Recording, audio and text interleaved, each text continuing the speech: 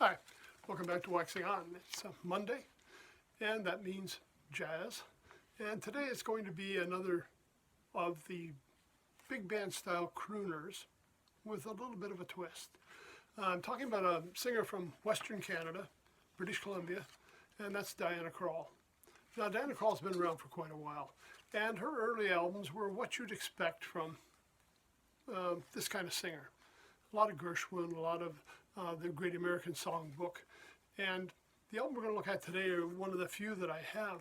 Now, I've listened to her before, but I really never purchased a lot. The one I purchased was called Girl in the Other Room.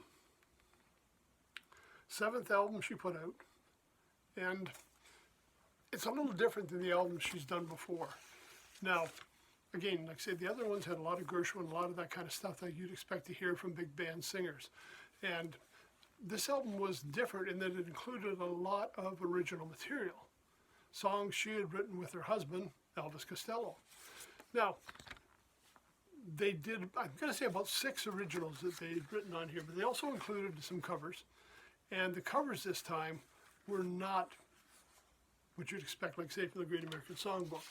Just to give you some idea of what we have on here, I'm just covering songs by Allison, great singer. And if you haven't heard of him, take a look on the streaming networks and give him a listen. I first became a Allison from the music of Van Morrison, who had him on and guesting on a couple of tunes. So he does a tune called Stop This World. We got Tom Waits' song on there called Temptation. Now, quite a switch from Bernstein and Gershwin to Tom Waits.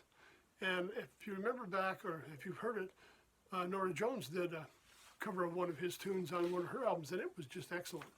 We've got Joni Mitchell, another Canadian from Western Canada, doing Black Crow, and Elvis Costello's Almost Blue. Now, Almost Blue, a great tune. Elvis had an album called Almost Blue, but the song didn't appear on it. This was Elvis's country album. It showed up a little later. It's been recorded by another great jazz performer, singer, Chet Baker. But great tune and an excellent job here. So we've got a lot of different music from what you're used to hearing. We got 6 originals. She also uses, I'll just give you a list of who's on playing on this, because this is also, I find, interesting. Her very first album, she was using a bass player, John Clayton. And she's still using him on these albums. Now, this album, Girl in the Other Room, the band consists of Diana Krall on vocals and piano.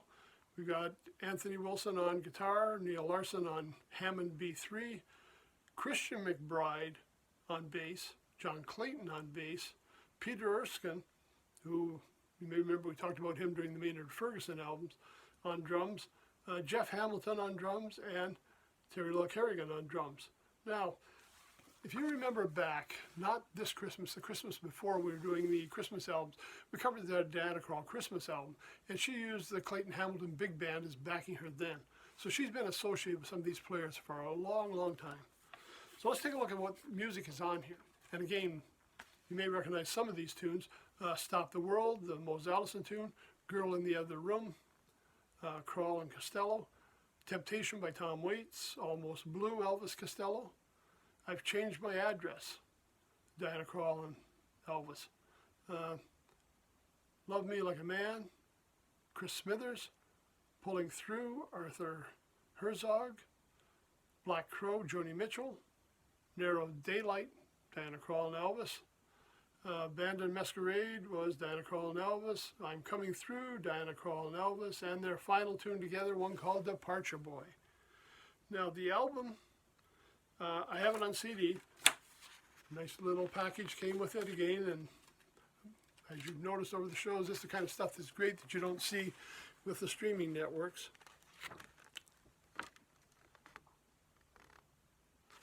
And the words for all the tunes inside, which are always fun if you want to just follow along. And again, we got some of this interesting stuff. It almost reads like poetry in there. Now, I'd been at a concert venue in Ottawa called the National Arts Centre. And there was another concert going on, and Diana Krall was also performing in another area of the building. And what was nice, and I thought a nice touch, sometimes you get artists that will come out and autograph after. I remember we saw John Mayall at the International Jazz Festival, came out and autographed things for the fans.